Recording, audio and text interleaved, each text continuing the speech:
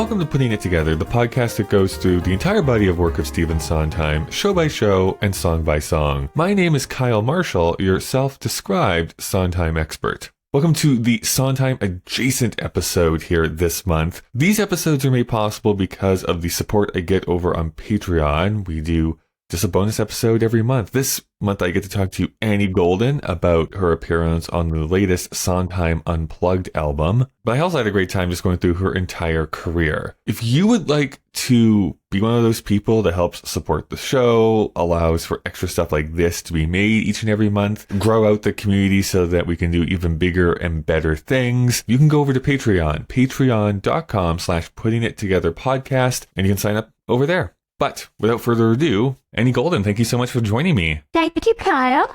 We're definitely going to get to talking about this Sondheim Unplugged Volume 3 that is available now. But I would like to start back in time a little bit. Okay. I want to know a little bit more about you, like as a kid. Were you obsessed with music at all as a kid, with theater? No. The oldest of six in Brooklyn, obsessed with younger siblings, probably. Really, what I was obsessed with was old movies. There was a series on television when I was a kid called $1 Million Movie, and it would play the same movie all week long, and I would watch it, and I would commit it to memory, particularly if it was Judy Garland or Frank Sinatra. So I would watch that with my dad, $1 Million Movie. So I was obsessed with movie musicals. I was obsessed with pop stars who did musicals and dramatic parts and did concerts and recorded albums. So when David Bowie came along, he was right in my wheelhouse, of the old-timey stars that I admired. That was my obsession, was old movies, whether they be musicals or comedies or dramas or whatever. That's fascinating. Was there any standouts? Like, are there any of those ones that you can still remember? Like, these are the top of the top? Well, King Kong with Bay Ray was always on. Nice.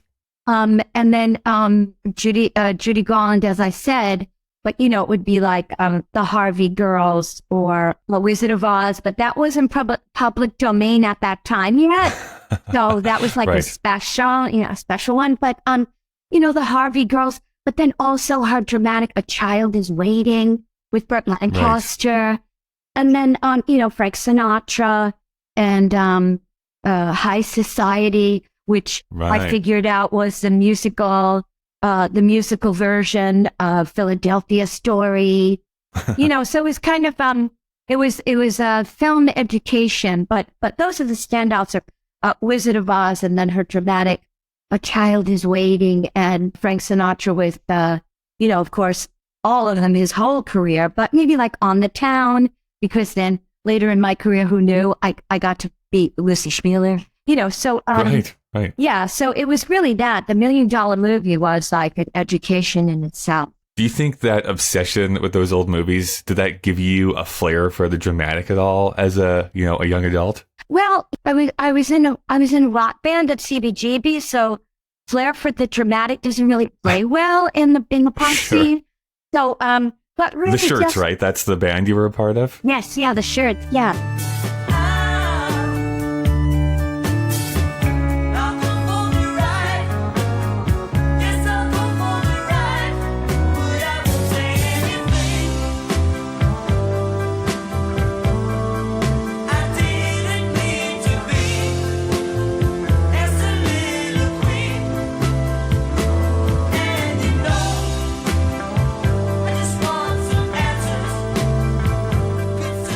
It was maybe presentational, not flair for the dramatic, but presentational to front a rock band, to understand that if you're going to stand in the spotlight, you better earn it, because it's kind of sacred.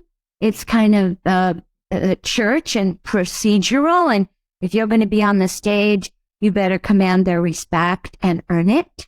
That kind of thing. I've read the stories, of course, of CBGBs and like the punk scene in New York City and stuff like that. Yeah. I mean, I'm sure that there is a little bit of embellishment here and there, but like how wild of a scene was that? It was pretty wild, but down and dirty wild, because, everybody was starving. I mean, the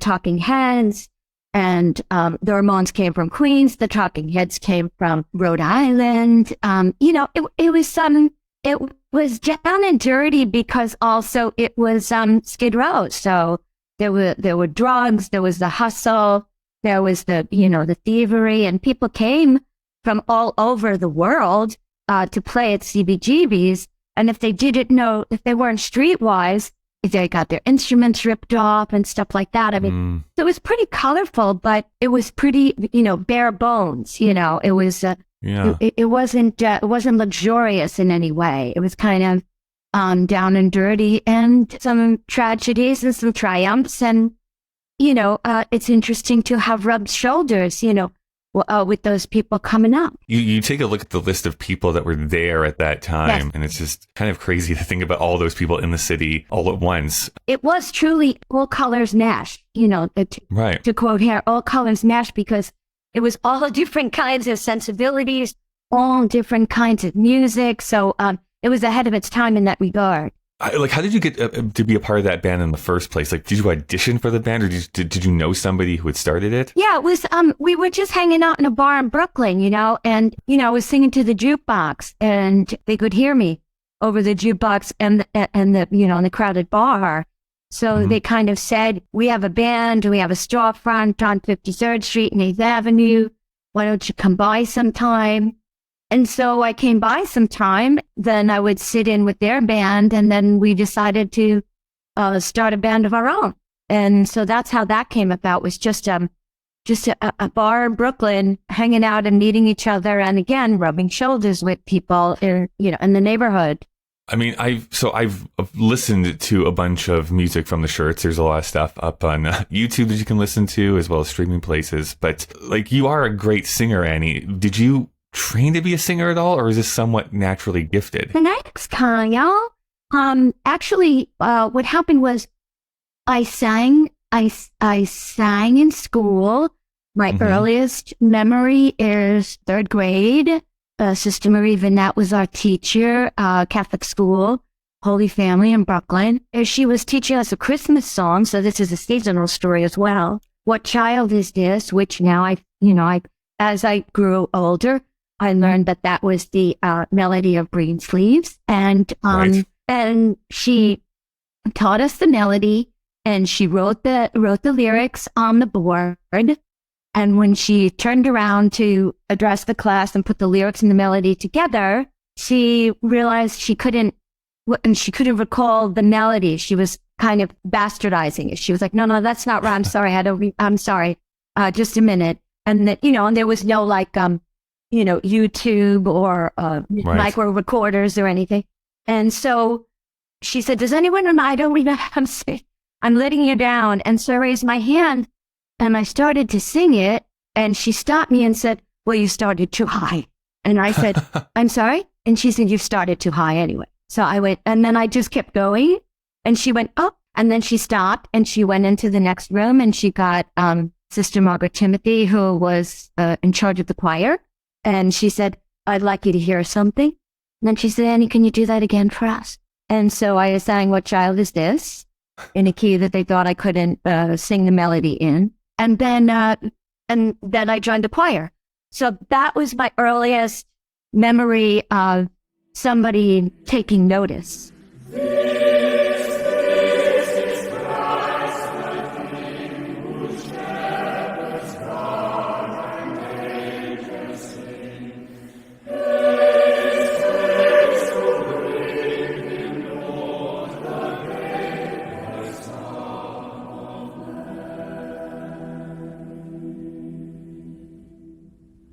To this day, I don't read music, but I did train Kyle and now we get back on topic, when I was going to sing for Stephen Sondheim, I started to coach. I got a coach, a wonderful woman named Ann Countryman. And then again later, when I had an opportunity to work with Adam Gettle, I asked Teresa McCarthy, who she studied with. And she said to me, "Well, I went to conservatory." So even that late in the game in my career, I had already done some things. And I was like, "Yeah, but who do you coach with?" And I thought I had the lingo down, and she was trying to say, no, I went to conservatory. I don't coach. I would, So, Right. well, I do have a coach that I do tutorials with on when I get new music.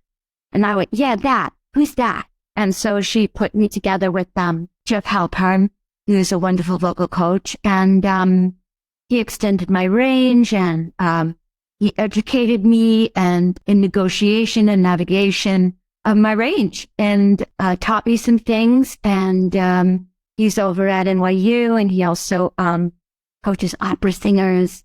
So that's my training is in Countryman and Jeff Halpern. Only after I had been given these wonderful opportunities, I wanted to rise to the occasion. So I wanted to maintain, and they have stood me well. But I do have to say that it's the rock singing sensibility that gives me the longevity and the eternal youth of it.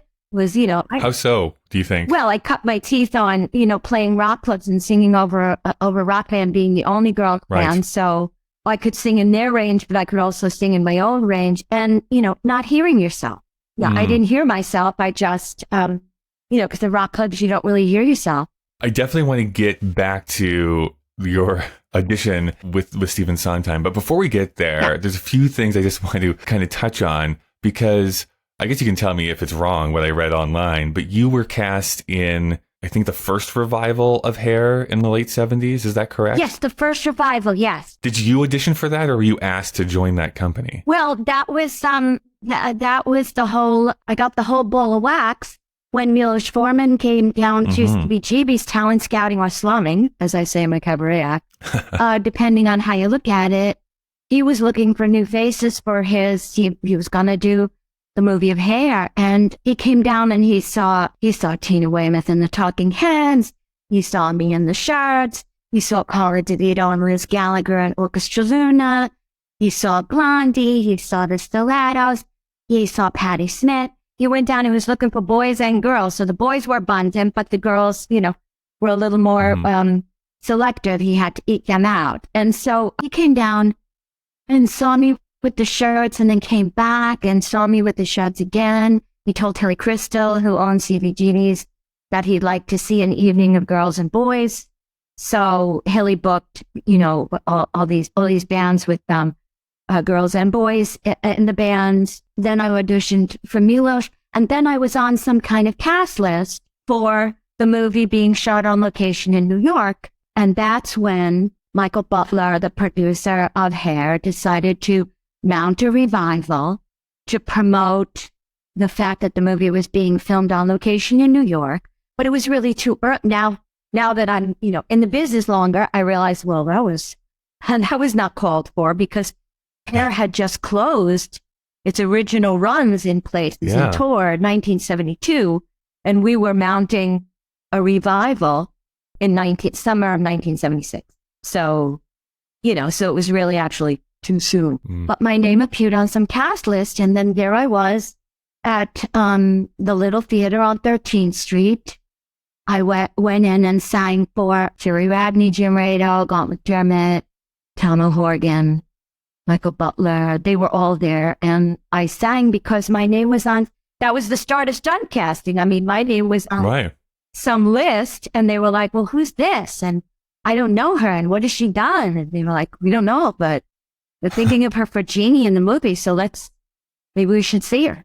I think it's just so wild. I love looking at like filmographies from directors, writers, stars that I love. Milos Forman is so fascinating to me. Like, you're coming off of winning an Oscar for One Flew Over the Cuckoo's Nest, and it's like, my next project is going to be Hair. It just seems like such a weird pivot for him, but I'm glad he was able to go scouting here in the clubs in New York. If you talk to Milos about it, I mean, expatriate, got his citizenship while we were filming Hair in Central Park. The sensibility of Hair is so in his wheelhouse. It's right up his alley because he was the Young Turks. He was those Slavic Eastern European guys who were the freedom fighters, really, with their art. Yeah. So that was right up his alley to do that. Well, how long did the stage production last? Like you were saying, it was maybe a bit too soon from when it originally closed. Like, how long were you in that for? Well, he pulled me. He pulled me out of it. I opened it, and then he was like going, he was like, because I was a sponge, so I would learn everything. And then I guess I was learning too much theatrically, as you say, the dramatic flair, where he was going, that's not what I want. I want who I met, 3 months ago, before she started doing theater games and projecting, and, Right. I want that. So he took me out of the Broadway production. But I was in it for, I guess we opened September 77. So I think the revival was September 7th. So, maybe it was the September of 76. So then, you can check these facts, but these dates. But yeah, so I was in it for about, maybe 3 months. And then he pulled me, and then I had my hair permed for the movie. I started doing rehearsals with Twyla Tharp. We started working on the music with Tom Pearson, so all of that started. I worked on the movie for like 10 months. Right. Well, there's one other movie I just want to quickly ask about, which is Desperately Seeking Susan, because I'm actually become a pretty big fan of Susan Seidelman here recently. I've been watching a few of the things that she's done. I don't know if there's anything you wanted to say about that. I mean, mention someone like that started in New York. Madonna is in that movie. So, I mean, one of her breakout roles. Absolutely. I mean, and whenever it's on, I love to watch it because, I auditioned for, I auditioned for the Anna Thompson role, which the buddy who works at the Magic Club and the buddy that crashes with. So I auditioned for that role. But then when Susan didn't cast me in that, she did say, could you come in one morning? I have a band that Robert Joy is in, and he's leaving. So he asked Aidan Quinn to look out for Susan because he's going on tour with this band, and you're the singer in the band. So could you just come and be the singer in the band? And I said, am I going to sing? And she went, no singing. Just, just ad lib something. So that's my famous piss with flies monologue, where I say, festival seating, you guys can piss in bottles. I have to piss with flies. It's perfect. Yeah. And so I had a great time. We did it in the morning. It was me and Robert Joy in the morning, and his hair was spiked and I was all spiked out. And then we did it behind the Delacorte backstage, and then loaded into a van. And then we just went home on the subway together. So that was that. Yeah, it was a wonderful experience. Without realizing you had just made cinematic history, is what I want to say. Yeah, I guess we did, yeah. So I'm speeding through a lot of stuff here, but you were in other stage productions. You were in Leader of the Pack, Wilderness, but we get to this off-Broadway production of Assassins that at least gets mounted in 1991. Here's kind of like, I guess, a dumb question, but like, how familiar were you of Stephen Sondheim before this project? Not at all. Okay. Yeah, and I felt really bad because going in, just like with the movie people, hair was, sacrosanct. I didn't know from that except what was on the radio, So now I walk in and it's, this guy is a big shot in legitimate, musical theater. They want to see me. So I tried to, downplay so I wouldn't be, nervous enough to crash and burn. But I wanted to show them, what I could do. My legacy up to this point had been Jeannie, which is, Flower Child, Love and Light. And then to be the dark side of the same era and be the misguided zealot, a mass murderer, was a risky situation for me, Well, yeah. So, because you must have known who Spooky Frome was. Oh, that I knew. That the subject matter I knew. As far as my person was concerned, I was like, right. They're making a musical about assassins, and so it's going to be Charlie. Is it just like the Manson family? And they were going, right. No, it's assassins throughout history.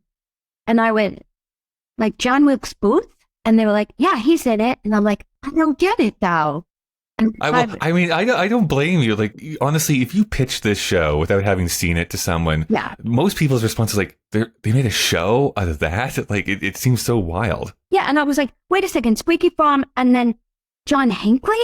Well, wait, and then Wilkes Booth is Lincoln, and then Squeaky Farm is, later on, and then Hinckley is even later than that, more recent than that. I was going, okay, I don't get it. And they were going, he's a genius, and he did Sweeney Todd, and it's blood curdling, and that's his forte, and and I was like, oh, okay.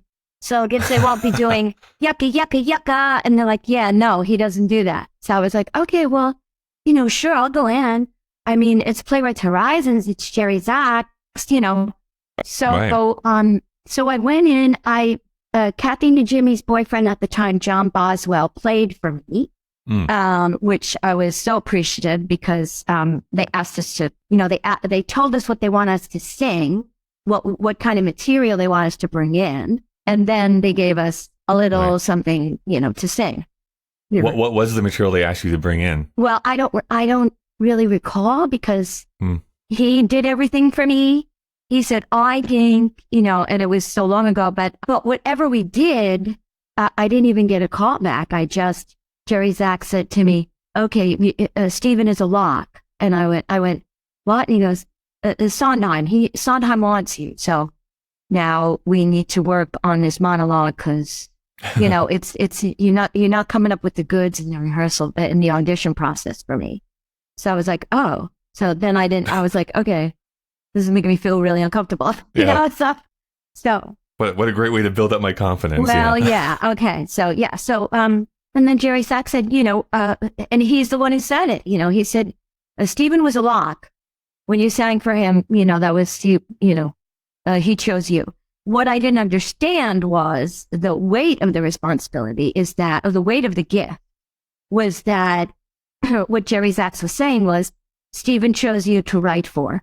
Stephen's going to write for your voice or whatever but I'm sure that Stephen investigated the shirts as well, I mean, right. And also then when I did have a consult with Stephen Sondheim and Paul Giamatti was in the room and Paul Ford was in the room and, Stephen said, who do you listen to? Who do you like? What do you listen to? And I said, well, I'm in a rock band and we write our own stuff. So I don't really listen to people. I mean, and of course I said, Judy Garland, Frank Sinatra, but, cause those were my go-tos anyway. Right.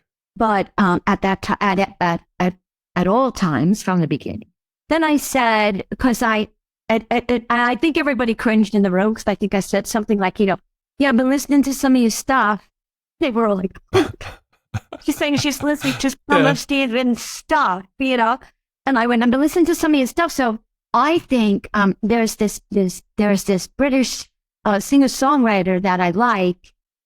She writes her own tunes. She accompanies herself, and but not too many people in America, certainly not New York, know her. But her name is Kate Bush, and I really like her. I've been listening to her. So I swear to God, he probably went home and had, Paul Ford find Kate Bush because then he came back with Unworthy of Your Love. Yeah. Well, I feel like I remember, I've actually since tried to find this and I've come up with nothing. What? But I think that Sondheim eventually said that he was a fan of Kate Bush. So, although I can't verify if that's true. Wow, isn't that something? He probably went, I knew there was a reason why I picked this kid. Ding, ding, ding, ding, ding. Yeah. Prize winner. Exactly. But yeah, so that, or maybe I turned him on to Kate Bush. Who knows? I would love that to be true. Yes. Who knows? I would love that to be true. But yeah, she's quite magical. And the fact that she's having a renaissance now because of, or resurgence. Stranger Things. Yeah. Because of Stranger Things.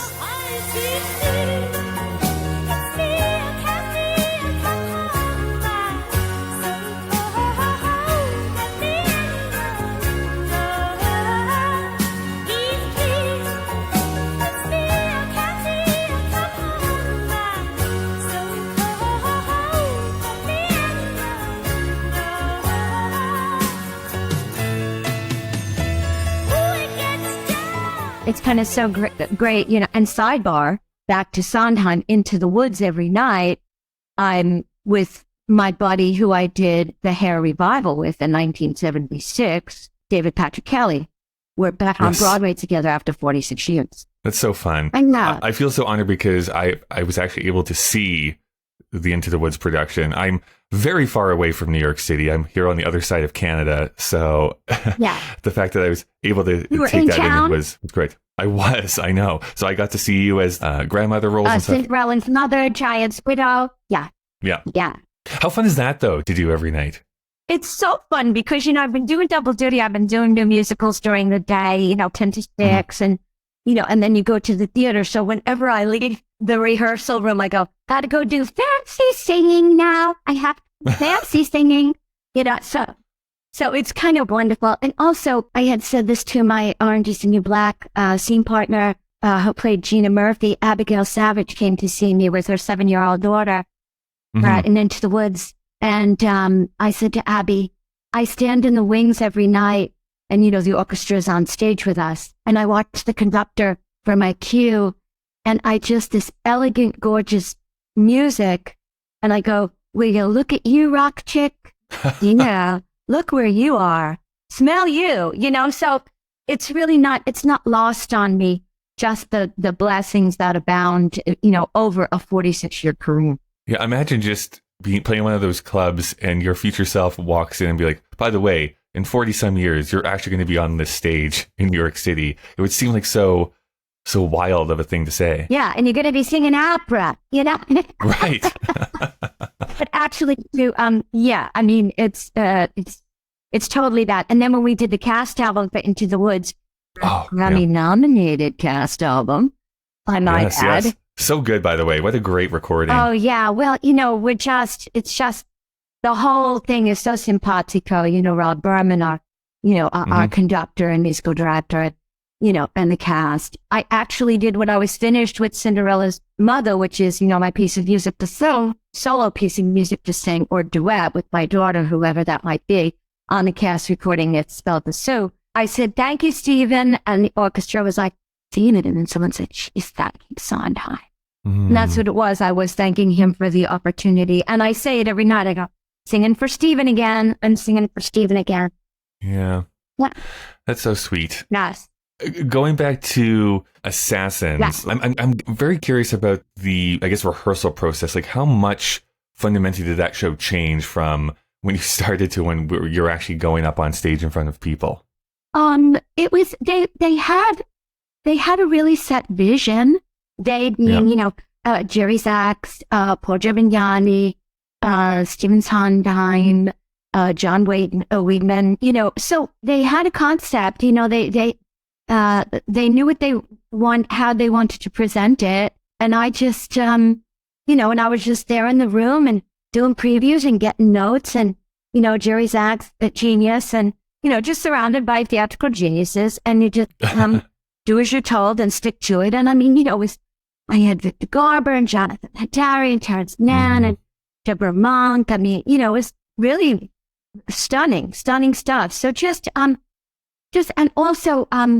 have the preview process and the noting, and also the very, very wonderful that that the guy in the taxi cab and the Santa suit, original Seymour, he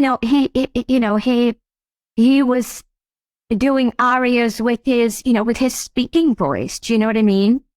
Right. Yeah. It's just amazing. It was so that was the process. It was the pretty typical process that we had when we mounted the revival of Hair, which was my first Broadway thing. And I learned from that, and you learn what to do, what not to do, Sure. Yeah. Well, like the song you sing, "Unworthy of Your Love," like I frequent very many like Sondheim forums and discussions and that sort of thing. It really has become a Sondheim favorite over the years. Yeah. So I think that's always so wonderful to be like, hey, I got to originate that. But I guess secondarily, I don't want to overstate this, but like from my understanding, the show was kind of divisive when it first came out. Or am I overstating that? Like that some audiences were like a little bit pushback at the show with what the themes were? Oh, no, there was a lot of pushback, Kyle. No. Right. And you're absolutely right. It was blood-soaked America in denial. And there weren't even that many mass shootings back then as there are now. It was really kind of crazy because with the time frame, and I've given this some thought looking back, people went out to dinner and had the hottest ticket in town at that time, an original new Stephen Sondheim show with his partner, John Wheaton from Pacific Overture, right? Right. They had the ticket. They went to dinner. The president declared Persian Gulf War, and they went to the theater. They didn't know, and there were crickets at the curtain call, and then the next night there were boos. Yeah. So they didn't know. They didn't know that we were in war the first night, and then the second night they didn't like it.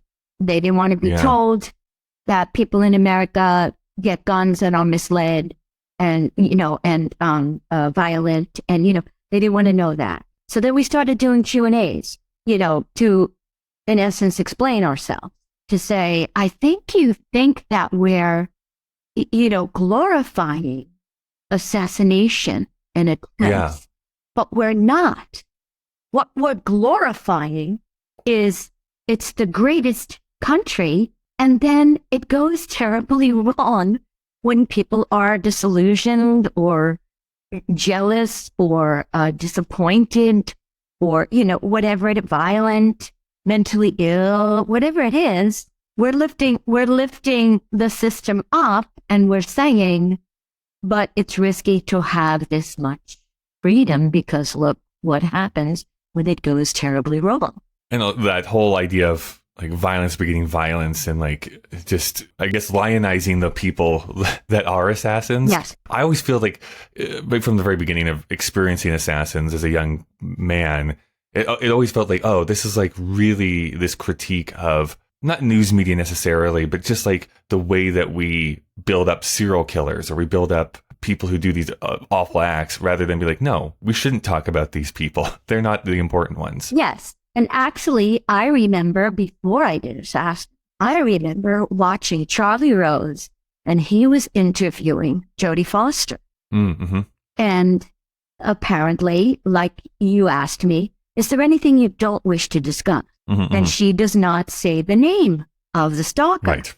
And he started to, and I was watching the interview of Jodie Foster, and I could see she was going, don't do it, Charlie. Don't. I don't like where this is going. Don't go down this road. And then suddenly she took a microphone off, and the interview was over. And I think that was one of the first times I ever saw anything like that happen. And then he continued on so disrespectfully of her that he said, okay, well, Jodie just left because, I wanted to ask her about, and you don't say the bad name with the good name. I mean, you don't, right. And I was so appalled by that, but also that was the first time I ever saw anything like that. So when I was going in for Squeaky Fromm and my legacy was teeny and hair, I was going, I don't know.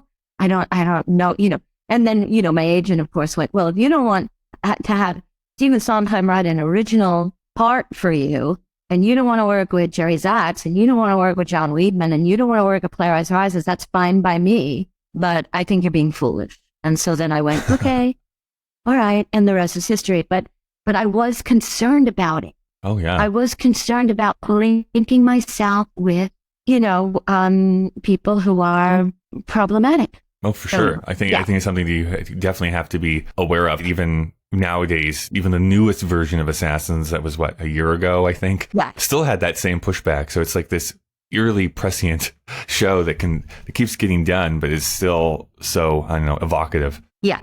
So let's get to Sondheim Unplugged. Yes, you, please. like I said, did a version of Unworthy of Your Love for Unplugged Volume 1. Yes. What song are you doing for Unplugged Volume 3? I am doing Mrs. Lovett. I'm doing another homicidal redhead. I'm doing... You're going to get typecast here pretty soon if you're not careful. Well, if it's Sondheim, sign me up. The worst pies in London. Wait What's a rush, what's a hurry? You gave me such a fright, I thought you was a ghost. Half a minute, come to sit you down, sit. All I meant is that I haven't seen a customer for weeks. Did you come here for a pie, sir? Do forgive me if me head's a little vague. What is that? What you think we had the plague? From the way that people keep avoiding, now you don't. Heaven knows you try. Yeah, it's so fun. I took a listen to it a few times here last night. It's really, really good. Would you ever do a full production of Sweeney Todd? Is that something you would want to do? I had done it down at Playmakers Theater in North Carolina, University of North Carolina. My Sweeney Todd was David St. Louis. Oh, wow. Okay, that's great. It was not very pleasant, but I would, I'm looking forward to Annalie Ashford. Yeah. Again, I'm looking forward to that. So, so I wanted to exorcise, the disappointment when I did go down to Playmakers. I wanted to exorcise that. And I did say to Phil Bond when we were doing Sondheim Unplugged, I said to him, I would love to do, some other tunes, and I've learned and he said, what would you, and I said, Miss Love, and he was like, oh, what? And I was like, yeah, where's Python? And he was like, yes, please. And then I even got to do, because someone asked me to do it, I did, Malloy College did a concert, and musical director Aaron Gandy asked me if I would do, Send in the Clowns. So I got to do Send in the Clowns. I got to do some of Mrs. Lovett in that concert from Malloy College.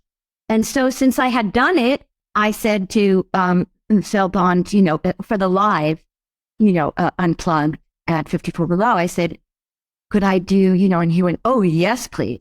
So one night I did Where's Pies in London?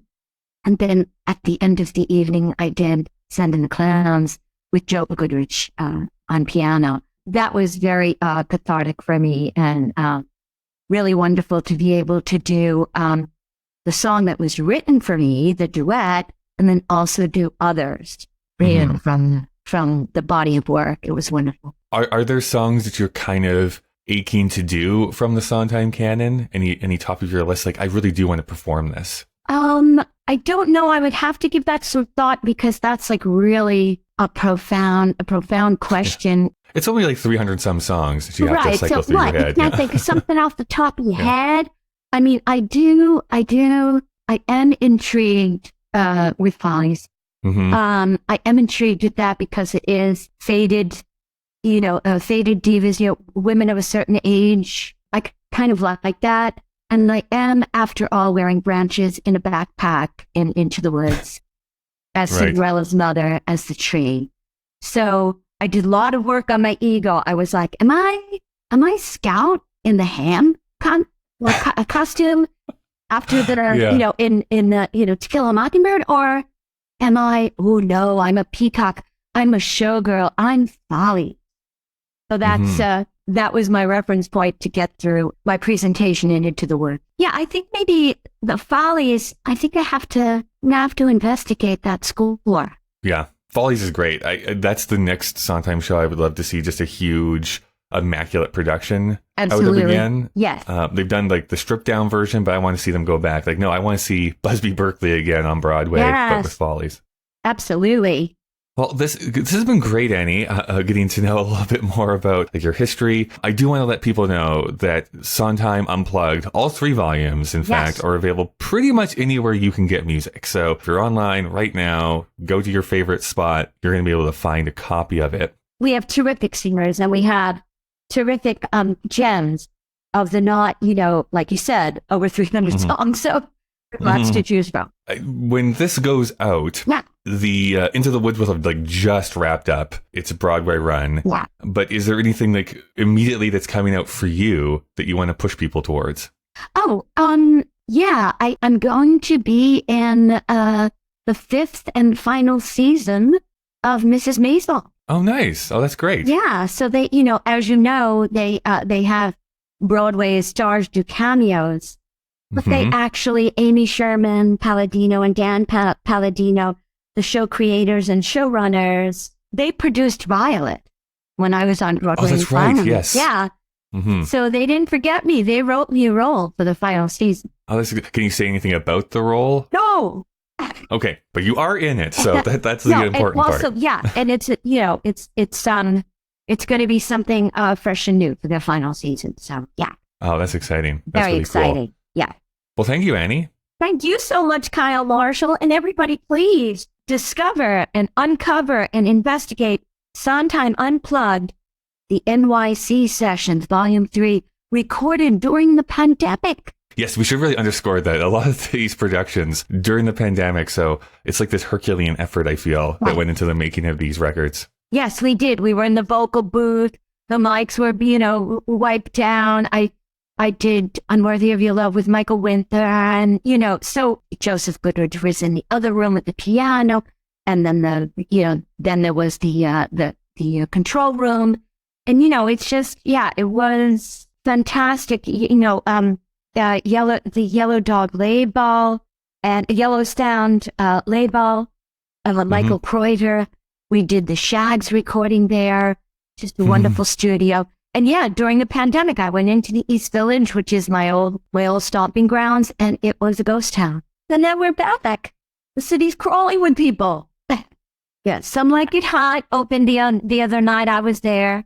Oh, exciting. How did you like it? Gorgeous. It's glorious. Just because you're a fan of classic cinema, I'm always so impressed that Billy Wilder, I think there's 3 movies, I'm trying to think of all 3 of them, that have like these iconic last lines of a movie. Yeah. Some Like It Hot, but The Apartment is great too. And then Sunset Boulevard? Sunset Boulevard, yes, that's the 3rd one. It's like these iconic, just last lines of a movie. He did it 3 times. Yeah. So gorgeous. Well, I mean, when people are doing their bliss and following their passion, I mean, there's no stopping them, Billy Wilder, Stephen Sondheim, Milos Forman. It's magnificent to be in the company of any or all of those people. Great. Well, again, thank you, Annie. Thank you, Kyle Marshall.